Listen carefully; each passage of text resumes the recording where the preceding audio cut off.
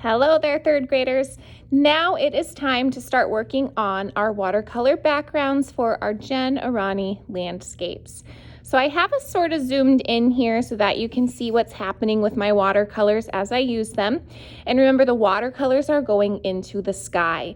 So the goal here is to keep all the watercolors up here and to not have anything dripping down on our mountains. So we will have to try to make an effort to make sure we know where our colors are going so that they don't end up dripping down. So for our sky, you are going to be choosing two colors out of a very special color family. There is a color family called analogous colors, and those color families are actually sets of two or pairs. Analogous colors are colors that we know are going to mix together well because they are right next to each other, either on the color wheel or the rainbow. So those could be colors like red and orange. Since they're right next to each other, we know they're going to mix together well. Those could be colors like orange and yellow, yellow and green, green and blue, okay? Because they are right next to each other, we know they're going to mix together well. So you get to choose one of those analogous color families. And for my picture, I want mine to be kind of like a sunset or a sunrise. So I've decided that I am going to be choosing red and orange right here for my colors. So when we're painting, we're going to go lightest to darkest. So whichever color is the lighter color, that's the one you are going to start with. Okay, sorry about that bell there.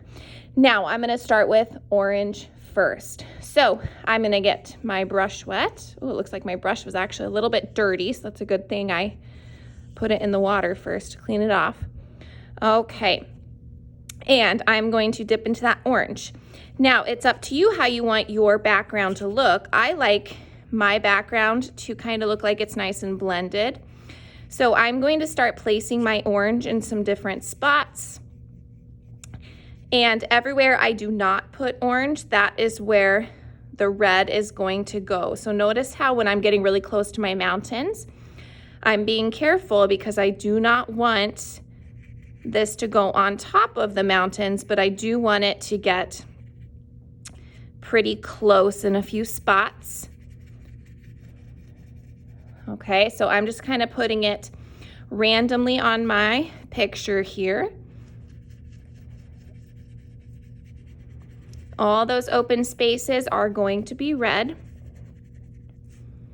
Now the nice thing with watercolor paper is that the paint doesn't soak into the paper as quickly as it would on like a normal piece of drawing paper if we were painting on that. So when I go back over some of this with water, like this one right here has had time to dry, if I take water over top of it, do you see how it still moves it around? So if you have a spot that you want to add a little bit more to, but it has dried, you should still be able to do it if you get a little bit of water on your brush, because that is how watercolor paper works.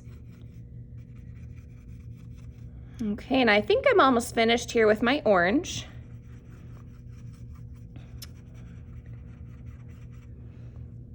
And maybe I'll add some more down here as well.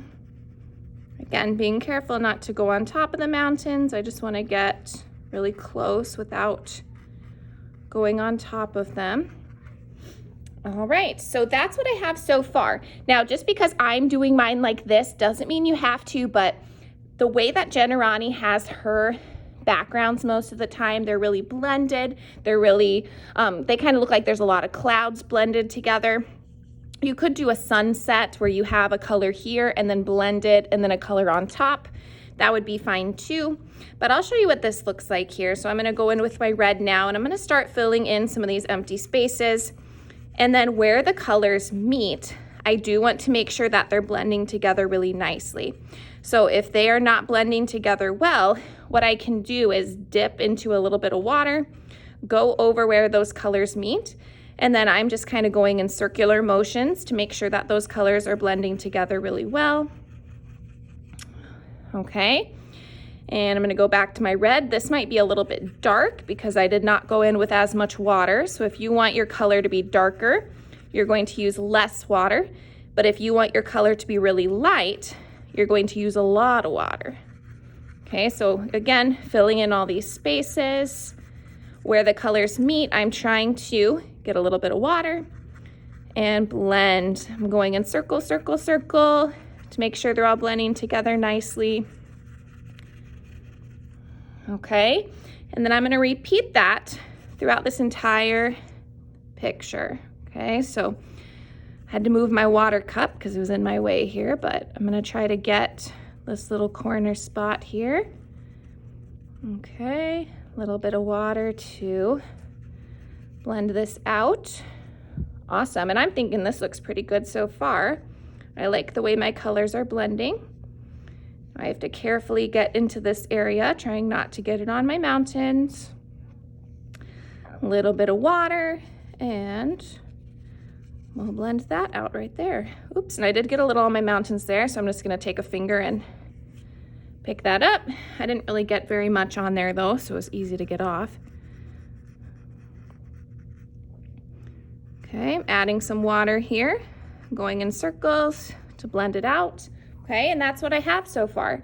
So this might take you a while to get it blended out nicely the way that you want it. And then if you realize that maybe you want a little bit more of the first color, you could go back in with that first color if for some reason the second color kind of takes over your picture.